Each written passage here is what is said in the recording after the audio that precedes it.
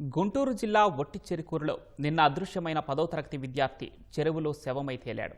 పల్నాడు జిల్లా నాగులవరం గ్రామానికి చెందిన రాకేష్ ఒట్టిచెరుకూరు బీసీ హాస్టల్ ఉండి చదువుకుంటున్నాడు. రాకేష్ కనిపించడం లేదంటూ నిన్న ఒట్టిచెరుకూరు పోలీసులకు వార్డెన్ ఫిర్యాదు చేశారు. 10వ తరగతి తెలుగు పరీక్ష సరిగా రాయలేదని చెప్పినట్లు వెల్లడించారు. అయితే విద్యార్థికి ధైర్యం చెప్పినట్లు వసతి గృహం వార్డెన్ తెలిపారు.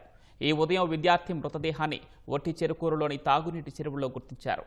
విద్యార్థి మృతదేహాన్ని వెలికితీశారు. రాకేష్ ఆత్మహత్య చేసుకున్నట్లు పోలీసులు భావిస్తున్నారు. 10th విద్యార్థి ఆత్మహత్యపై మంత్రి సవిత దిగ్భ్రాంతి వ్యక్తం చేశారు.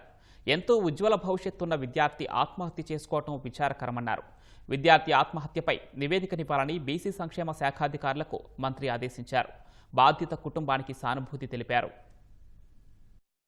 అని చెప్పి 18 సంవత్సరాల అబ్బాయి, వాళ్ళ సొంతూరు మాచర్ల మండలం నాగులవరం గ్రామం.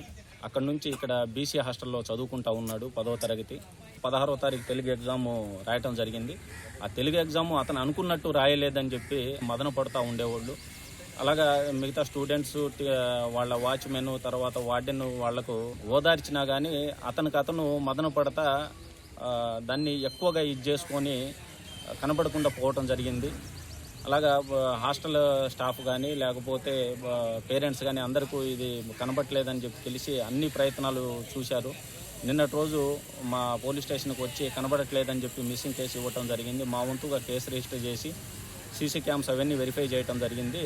అయినా కానీ నిన్నటి రోజు ఎక్కడ కనబడలేదు. దురదృష్టవశాత్తు ఈరోజు మంచినీళ్ళ చెరువు, ఒట్టిచెరుకూరు మంచినీళ్ళ చెరువులో చనిపోయి ఉన్నాడని చెప్పి తెలిసింది. చూసి వచ్చేసరికి చనిపోయి ఉన్నారు.